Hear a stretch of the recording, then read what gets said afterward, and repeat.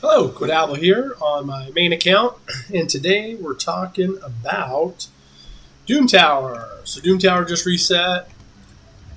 I got through stage 10, the Griffin.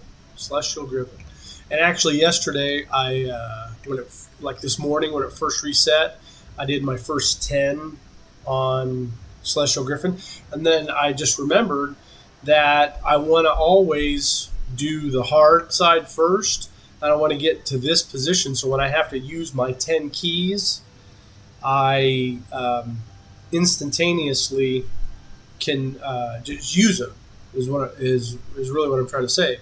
And on this one, you can see my team is okay. These three right here, people get. This is obviously a reward.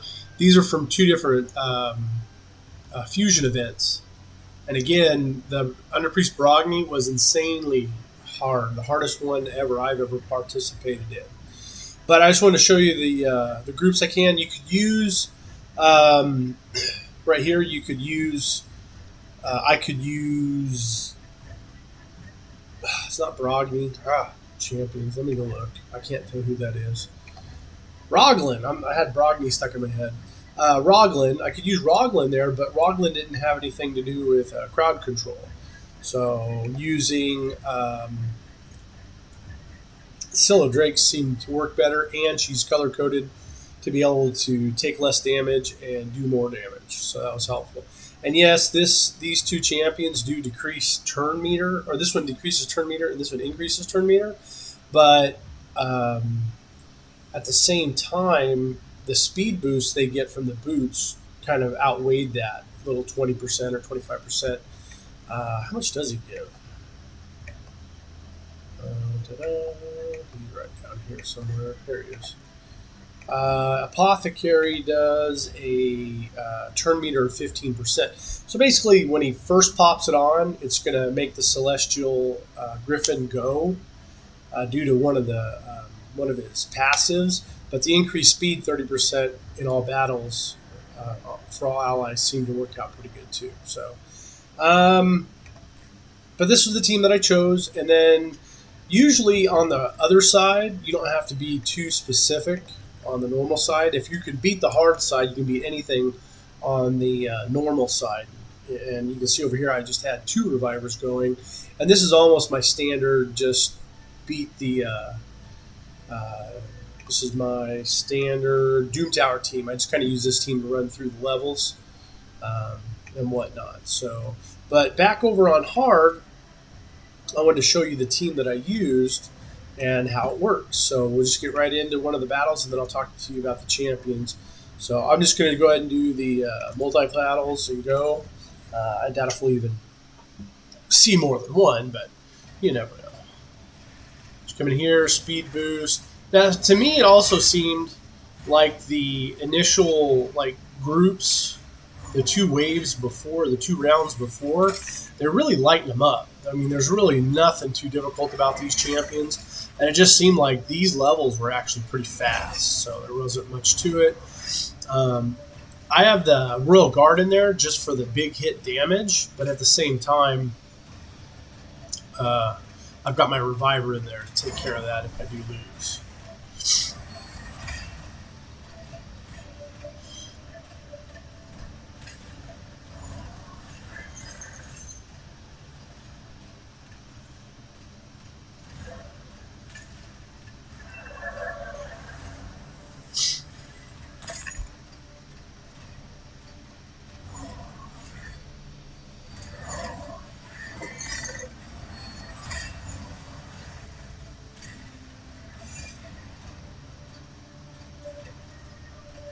So I just wanted to see if we could pause it right here. Nope, we can't. We can't click back on these. All right, so I'll just talk over this. As you can see, they're fighting. I'll go ahead and slow it down a little bit so it doesn't cruise through too fast. But you can see the standard one, immune to all the True Fear, block active skills, provoke, whatnot. Here, turn meter reduction is decreased by 50% when used against a boss.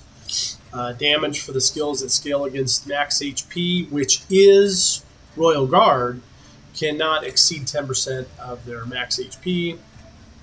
Whenever the turn meter is decreased on him, he decreases the turn meter of all the team around him, and then he would place a stun debuff. So you don't want to use turn meter decrease per se.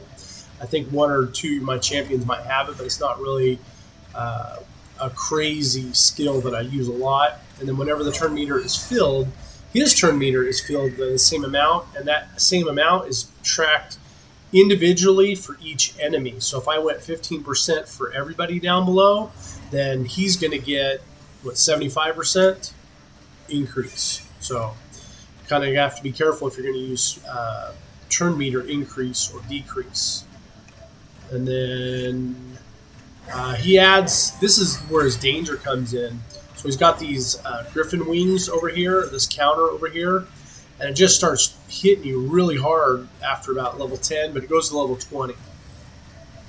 And then here you can see that he's getting an increase of crit rate by 3%, crit damage by 5%, speed by 2.5, and attack by 5%. He'll ignore shield, block damage, unkillable buffs when Griffin has 10 or more sky bonds. So my Underpriest Brogni's shield isn't doing any good after he hits level 10. It just isn't doing any good at all. And he can put 20 bonds on him. So 20 times 5, that's 100% increase of attack. 2 times 3 is 60% for crit rate, 100% for crit damage, and about 75%. Let's see, 2 times 2, so 50 points of speed. So you can see how that works out. And then he's got this other passive. Anytime they drop below 50%, this attack places 100%. It'll attack an enemy, and then it'll place a heal reduction of 100% debuff on the turn. And then, of course, this is going up, so the shield's not working anymore. Transfers all debuffs from the Griffin to each enemy, then attacks them, fills Griffin's turn meter by 5% for each debuff transferred. So you can be transferring 20% right now. And then over here, you can see it removes all buffs from all enemies, then attacks all enemies. The buff removal cannot be resisted. Damage increased by 10% for each debuff removed. The only one that can't be removed is Underpriest Brogni's shield. So the only thing the shield is really helping him against is like if an HP burn came on or a poison came on, and I'm not sure if those are even factors. But you can see that this is like one of the harder ones because he gets so strong in the later game. So decrease defense, decrease attack, decrease speed. Those are all good, but they don't last more than, I think, 2 rounds. Transfers all debuffs. This has a 3-turn cooldown, so every 3 turns he's just going to wipe that down. Wipe that out. Whatever debuffs are on him, and he's going to try to put them on your team. But with Underpriest Brogni, I'm trying to also put in block debuffs. So that might not be blockable. Yeah, so he tries to transfer him, but he couldn't. And you just saw right there another reason to have Apothecary is he just did a major heal on my champion to help him survive. I probably eventually need to add some defense to some of these champions. And you can see the shield had nothing to do with it. The shield didn't block any damage. Oh, there he goes. So I might not win this. We'll see. See what happens. The HP burn hits. He's going to hit Apothecary for the extra hit. The nice thing about the Griffin is he doesn't heal. That's one of the major things about him. So you can see this wasn't a strong victory. Like I didn't wipe him out instantaneously. But at the same time, the champions that I do have left were able to defeat him. Nothing too fancy. Now, the reason I was pointing this out is if you have a good... Hold on a second. I'm going to back that out. Continue. If you have a strong enough team to defeat the hard, even though you might not be able to go any further. So now what I can do is I can go in and use all my silver keys on the hard side. And then with that being said, you can go in and you can see the reward info. On floor 10 of the Celestial Griffin on the hard side, you can see you can get either 1 to 3 epics, Griffin feathers, or 1 legendary Griffin feather, which that's what you want to do. So you can save your silver keys for later. Hell, Hades had recommended that, and I would recommend that too, is if you can get a little further, those 2 extra keys, even on the easy side, if you can wait till you're on the floor of the second Celestial Griffin, where they come, they're in groups of 4. So Celestial Griffin's on floor 10 now, but he'll be on floor 50, 60, 70, or 80, and then the rewards there will be better. So this was the team that I used. Nothing too fancy. You can tell, you see I didn't even use Roglin, and these were all fusion champions. So if you've been playing and you're on the hard side, there's a good chance you might have already picked up these champions. I'm going to go back to the Bastion, and I'll show you how I built them out. So come over here, put in recently used first. You can see I got these 5 champions. Now he's built for primarily speed, 249. Nothing too fancy, but I use him in my regular clan boss. Not my budget unkillable team, but my non-budget unkillable team. You can see that all his skills are booked. He's a rare champion, and Apothecary is phenomenal. And then as Masteries, I did master him. He is in my one of my unkillable teams, and I put Giant Slayer on him. And I could probably I've had this character for a while. I could probably go through and reconfigure this, but this are the ones that I did use. He does healing, so I increased the value of the healing by 5%. I increased the amount of healing and shields by 10 if they're below 40%. Increase the amount of healing and the value of shield buff if they're under stun, fear, true fear. So you can see all these things are to make him a good healer. And then because he was for the clan boss side, I put him in there for Giant Slayer. And then his artifacts are all pretty much maxed out. He's a very fast champion, 250 basically, but at the same time he's not. I mean, you could make him 300 and he'd be way better, but you only have so many speed champions, and right now I've worked this one up almost to 240. It's 243 right now, and I'm trying to get her up to, 343, and I'm trying to get her up to 350. So that's where kind of all my glyphs and stuff are going, is to finish her up to 350. But Royal Guard, his defense is quite low, and I know this, and I should probably increase it, but because I play with Reviver, either Roglin or Sky Touch Shaman. No, not Sky Touch Shaman. Seal of Drakes, that he'll be revived, and that's usually what I do. But then he has the high accuracy, speed, crit damage. Now his crit rate is all based on substats, plus this one set of crit rate armor. But you can see I haven't finished out all his armor yet.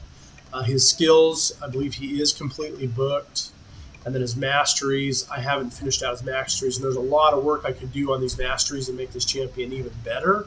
But at the same time, he's doing 1.5 million damage on Spider the way he is. And then I'm using him here because he's one of the heaviest hitters in the game based on enemy max HP. And then Iron Brago, a great champion. You can see where his masteries are. I've not booked any of the skills. I think he's fabulous the way he is.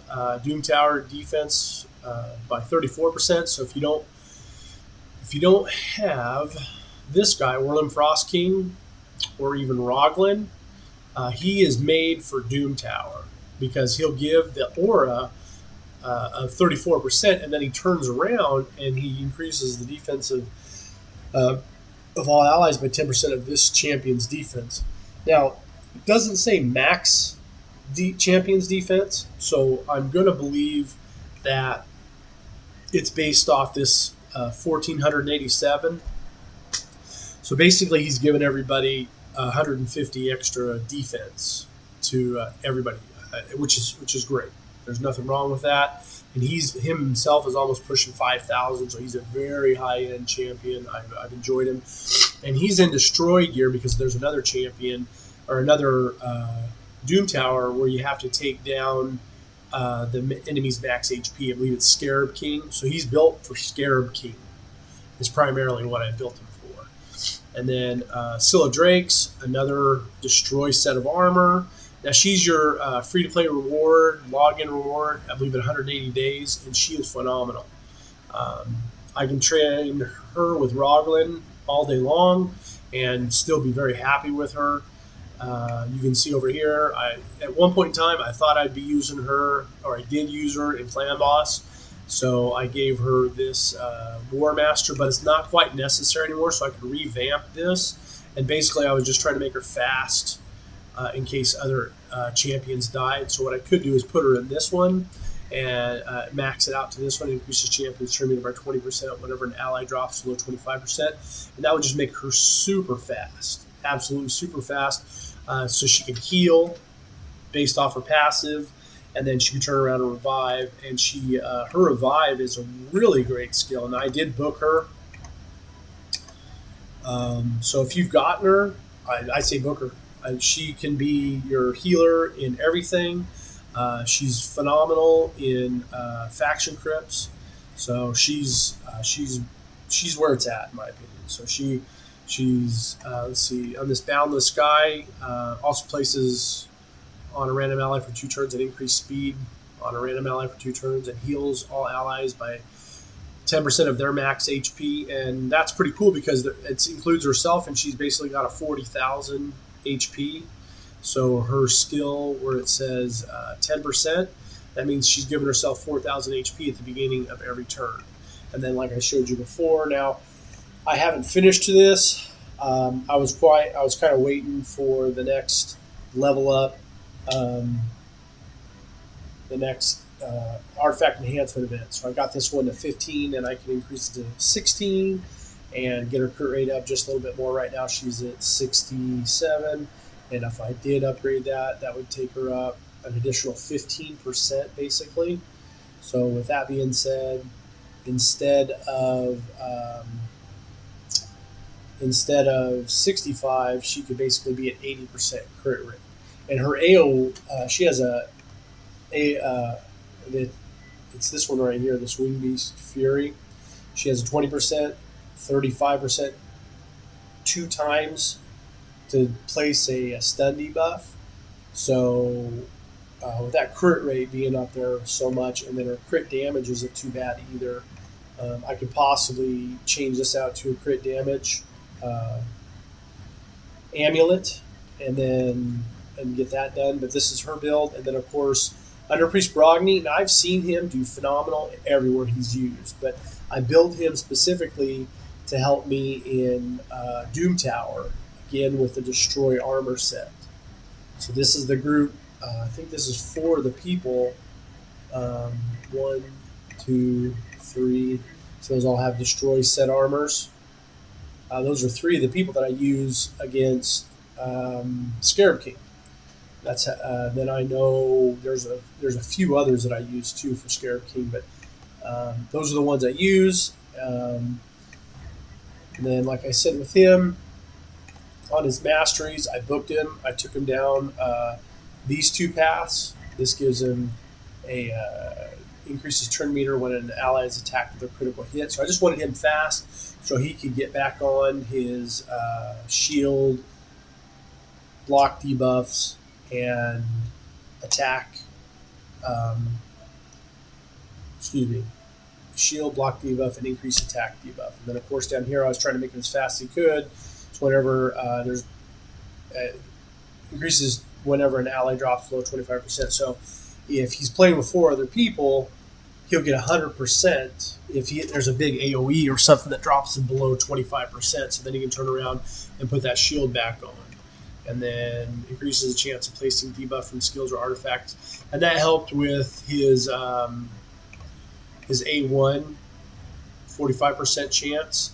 basically that makes it an even 50% chance. And as you can see, I didn't book him fully, but it wouldn't hurt me a bit to do that. But basically, I was just going for this one, and I thought I lucked out really good. This is his Resilient Glow. It puts a 3-turn. Let's see. Puts also places a shield on all allies for 2 turns, equal to 30% of this champion's max HP, and this shield can't be removed. And then, so this is a 3-turn cooldown, and at the same time, I didn't spend any of my books to put it into that one, and the other 2 went to the damage on this one.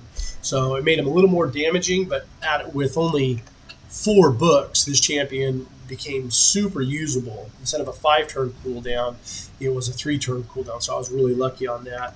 And then he has resistant Doom Towers by 60, which isn't a bad thing, but I don't really use it. And then he's got this thing of where any shield that's out there will reflect damage and also heal the champion. And it's just crazy. I think it's just crazy that some of the things this champion can do. I could build him better, but I needed him for Doom Tower, and I got away cheaply with only 4 books. I could go in here and I could guarantee myself a 100% chance to remove 1 random debuff, and then 1 random debuff from all allies increases the shield value of all allies by 30% of the damage inflicted.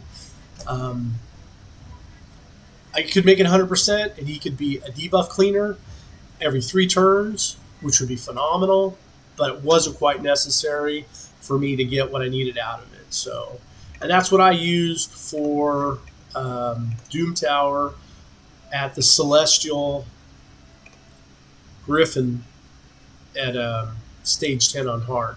And this is probably the same one I'm going to use up a little bit higher, but I tried many different variations from the teams that I already had, because I hate spending books and stuff, and it doesn't quite work. And when I brought in Apothecary, for some odd reason, though, even though the increase speed is basically giving the Griffin a free turn, it just I don't understand exactly how it worked.